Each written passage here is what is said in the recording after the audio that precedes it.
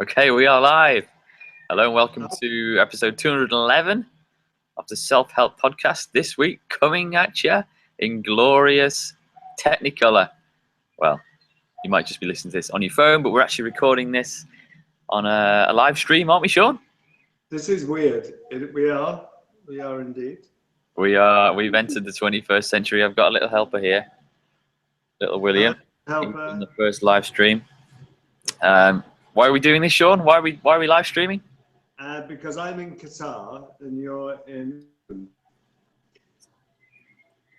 I'm in Birmingham. So I'm here in 52 degrees. And how hot is it there? 52 in your room. No. I've got the air conditioning on here. I'm good.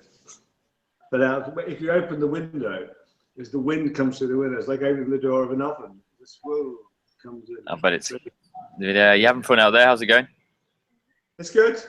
It's good. Big project here. New hospital coming online. Loads and loads of staff to onboard, as they say. So there's going to be 4,500 staff coming in from 75 different countries. So if it all goes wrong, it's all on you. No, it'd be awful. I'll make sure. Yeah. Right. Okay. We're talking about revenge this week on. We will get stuck into that shortly. I should just say liveinthepresent.co.uk is our website. Check it out for all the show notes and links, all the usual stuff. Big shout out to our friends at clearmindcushion.com. Head over to that website and use the code SELFHELP, all one word, to get a 10% discount off their fantastic meditation cushion. I'm sure we'll bring up meditation at some point today. Well, aside from flying to Qatar, Sean, how you been? What have you been up to? It's been good. Back in the UK, we had Robert moving into a new house in Hannah, and so loads of stuff going on there, which will still be there when I get back to do. So loads of things going on. Very, very busy time. It's all going. Summer is here big time, eh? We talked about in the episode about doing nothing. And one of the things about when I come to Qatar is I get these evenings where, in fact, I am doing quite a bit of work at the moment. But evening, we spoke about 6 hours ago, and you haven't moved since then. Yeah, but I've been designing leaflets and printing for the services in the hospital in between times. Well, actually, you've been fanning around. I've been doing work. Fanning around, putting kids to bed, cycling home, all sorts been going on here. But yeah, I would quite like a taste of the Qatar life, because I did have a look out your window earlier on via your iPad. It's quite a nice view you got there. Yeah, I can see right across West Bay from here. So what time is it there? You're a couple of hours ahead, so. Yeah, so it's about 10:30 for me now. 20 to 11 at night. So is the sun set? Yeah. I have to be up at 5 o'clock in the morning. You realise? You're like Maggie Thatcher, though. You only need 4 hours of sleep a night, don't you? They do this thing here, partly heat, but they get up and their day is 7 in the morning till 3 in the afternoon. Okay. But because it's Ramadan, people are tending to work 8 till 1. Taking it easy, because in this heat they don't eat and they don't drink anything. You know? They don't eat or drink anything. Yeah, and if you're a non-Muslim and you are going to drink or eat anything, you have to go and hide. You have to eat. The canteen is open, but you have to go behind screens to do it. Okay. Yeah. Learning plenty of things, eh? Yeah. It's good. It's good learning experience. Yeah. Okay, we'll crack on with this week's show. We're talking about revenge, and it's loosely based on something that's happened in the news this morning. Lots of news crazy at the moment. You can't escape it. It's everywhere. But yeah, there's been obviously some terrorist attacks going on in the UK recently, and this morning there was one by a British white guy. Actually, we don't know too much about it, to be honest, yet. So I don't want to kind of jump the gun on. He was unknown to the police. Yeah, okay, there's some little snippets of this and that coming out, but we don't know too much about it. But it seems reasonably clear that it's some kind of revenge attack for what happened in Manchester and a couple of London attacks as well. So I thought there'd be a good chance to discuss revenge as a whole. So in your line of work, Sean, before we get to the big heavy stuff like we've seen in London and elsewhere, Do you see revenge as something that people need to resist on a smaller scale? I think that yes, we need to resist it, but I see it going on all the time, whether it's in a very simple sense of just doing something which isn't very nice to people, or whether it's a case of people doing extreme things, like I was saying earlier on, like the lady who went through her husband's wardrobe when he'd left her and cut one leg off each of his Armani suits. Oh dear. Yeah, or the other woman that emptied her husband's wine cellar of wine, hundreds of pounds, and deposited it on the doorsteps of everyone in the villages around. Oh, that's lovely, isn't it? They had wine with the milk. Yeah. Or one of the worst ones I ever had was a woman who her husband had left her, and he'd left his computer, and he picked it up, and she redated his computer to a previous time and downloaded a whole load of child pornography on it, with his credit card, and then rang the police.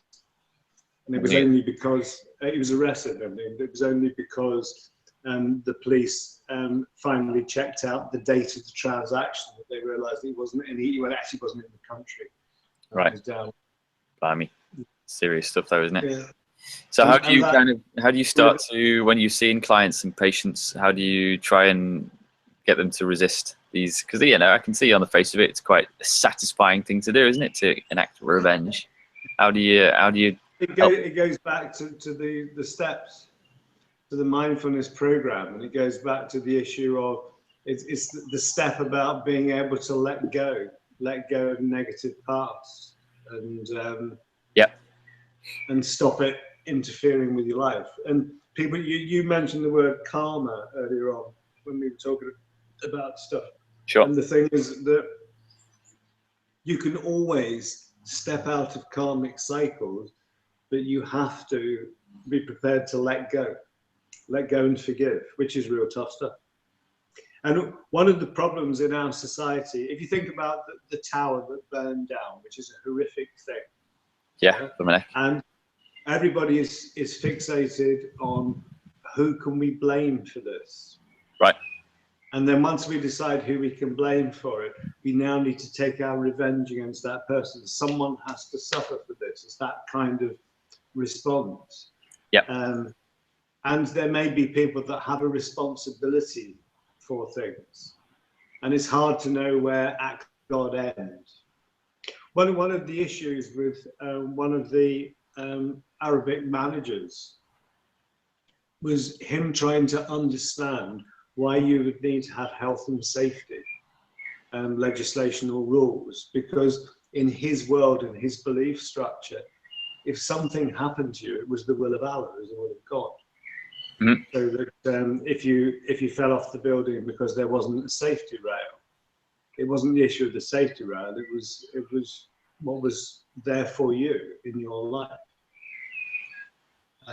And there are many people that will see life as fatalistic, or the will of a power that is beyond us. If you step out of that kind of idea and you start stepping into the idea that, okay, who can we blame? Who's responsible? Then we start to get a lot of revenge issues going on. It's amazing sat here listening to your birds tweeting away. Tweeting away. I know. Well, in the forest there, in the woods behind you. Because all I can hear out here is air conditioning machines. Yeah, well, there aren't too many trees in your part of the world right now, hey? Or I haven't seen any birds at all. Well, yeah, I'm outside partly because the house is such a tip, but also I thought it made quite a nice little scene. And it's all, well, originally when we planned on doing this, it was baking hot today. It's been like 25 degrees here, but the sun's set behind the house and it's a bit chilly out here now. So this might be a short, sharp little podcast, but I'll hang in there. Yeah. Yeah. I mean, one of the things I want to mention as well is that what we see in kind of mainstream media in terms of movies and stories and books, it promotes this idea of revenge, doesn't it? A lot of the best action movies or whatever are centered around this idea of vengeance, and that you can't have a finished story until the baddies have got what's coming to them. So Why are we kind of addicted? Is it just kind of inbuilt into us, this kind of idea, or we just need to resist it? I think that it is a very common response, and it comes out of the idea of maintaining safety. I think, you know, in an evolutionary point of view, if there's a bunch of people over the hill, you know, a bunch of primates that keep coming over and killing odd people or nicking all our food or whatever, then the common response will be to go and sort them out. And it won't be to sort one out, it'll be to sort them all out. And then if we don't kill them all, then they will then come back and sort us out.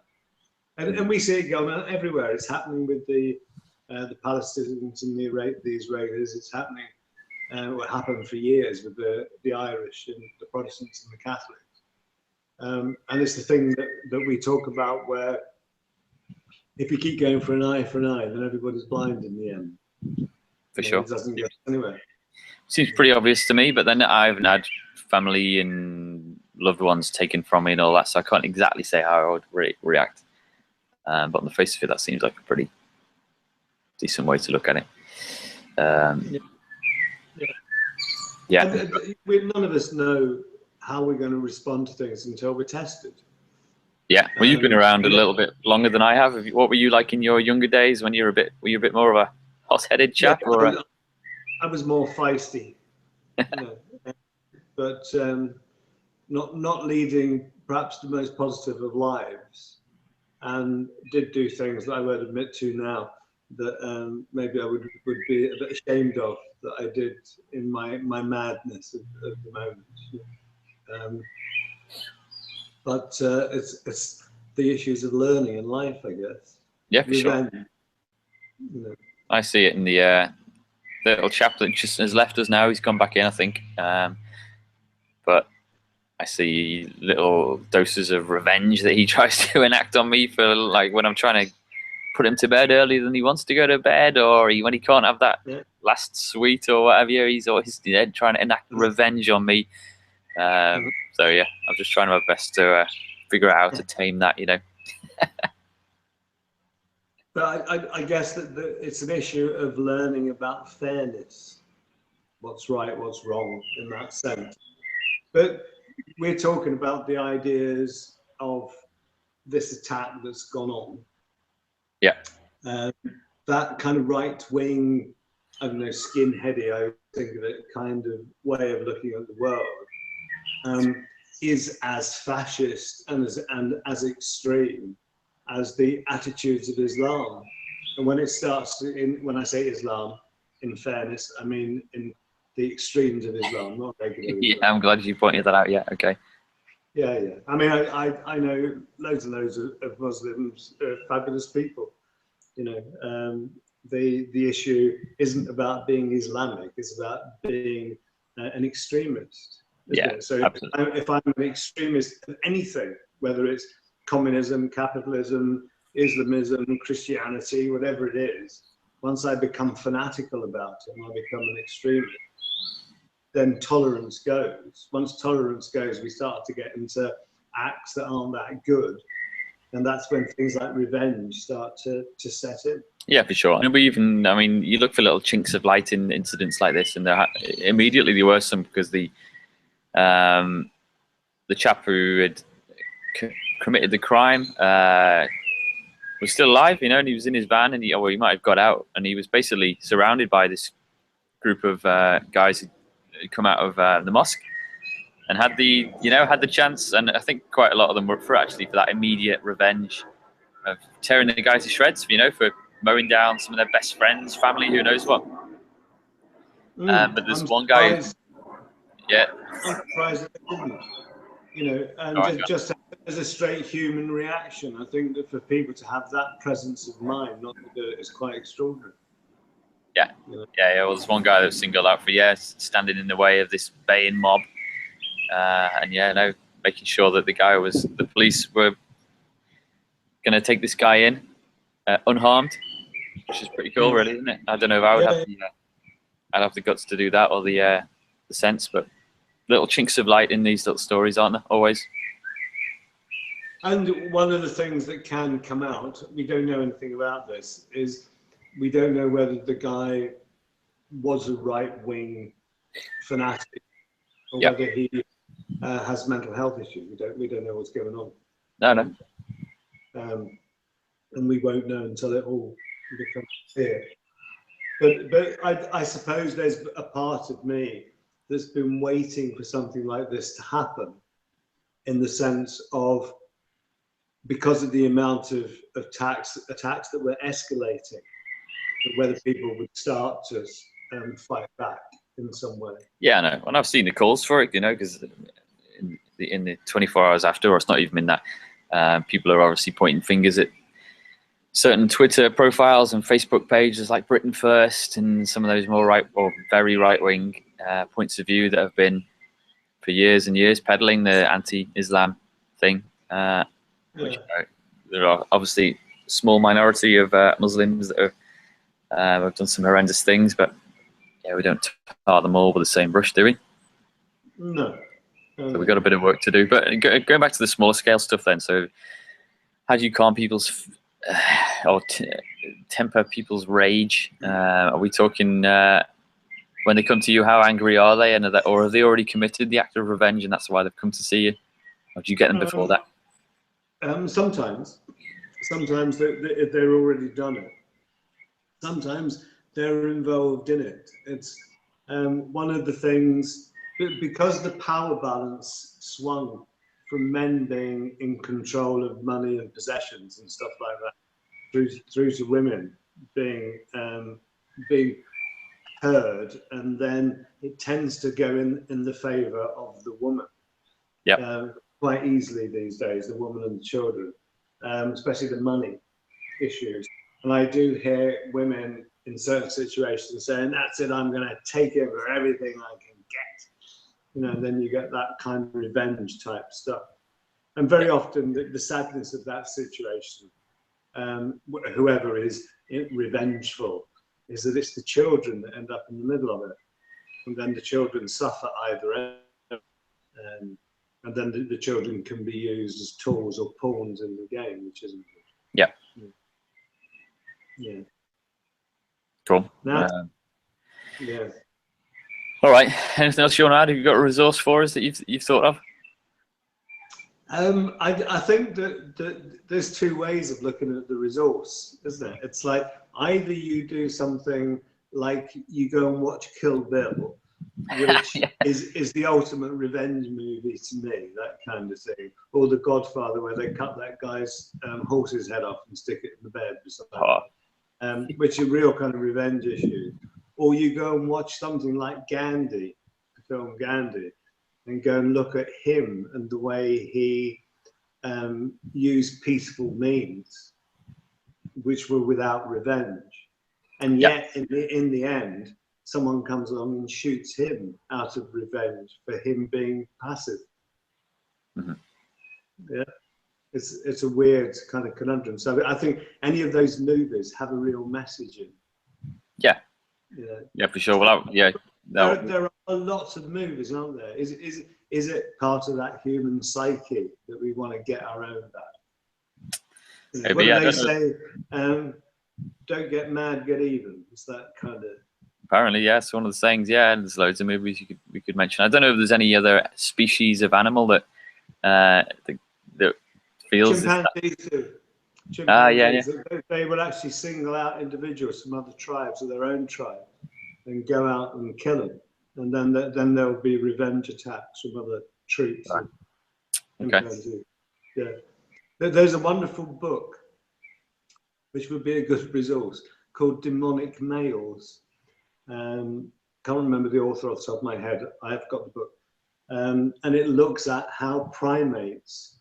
It's the vicious streak of which revenge is a part, and the only primate who doesn't get involved in that are things called bonobos, and a bonobo is a kind of chimpanzee, smaller than the classic chimpanzee, but they're matriarchs. They're not patriarchs. They're women-led societies, and they actually live quite peacefully, which is interesting. Right. Well, we'll have a joint resource because I was going to mention Kill Bill and The Godfather as well. So maybe we can say that these you can watch them, but with the caveat that You know, it's about a learning process, and that the things that you see within those movies aren't necessarily the lessons to take. Yeah. Yeah. Do the opposite, Yeah. basically. I don't know. Okay. So one last question to you then. You asked me, have you ever been revengeful? Have you ever done anything? I can't say I've never been revengeful. Nothing springs to mind, but I've always been pretty good actually at swallowing that initial hit of anger, really, and yeah, holding it within. Maybe one day you'll see me on the news for some crazy acts of vengeance against all of humanity. But off the top of my head, no, I think I'm in the clear. But I'll have to think about it, and maybe let viewers, listeners, viewers. I'm getting into it already. Next week, I'll have to think about it, and I'll write down my top 5 worst acts of revenge, and you can do the same. Yeah. Sound good? Yeah, that sounds good to me. It would be interesting to see how this works as a process, considering how many miles apart we are. But we're quite a This long video, way. I know. Well, I might never need to see you ever again. That'd be nice. Save me driving down the M53 every other week. I don't know. Think what you'd miss. No, the coffee. Me Free driving coffee. past. And we should also say that, I should have said this earlier on, the Live in the Present book, our world famous book, is back in stock, isn't it, Sean? Oh, yes. Yep. And you changed the colour of the cover. Yeah, different coloured cover. Took you all by surprise there, and I think Rhea is taking the steps to put it back in stock on our website. So yeah, liveinthepresent.co.uk.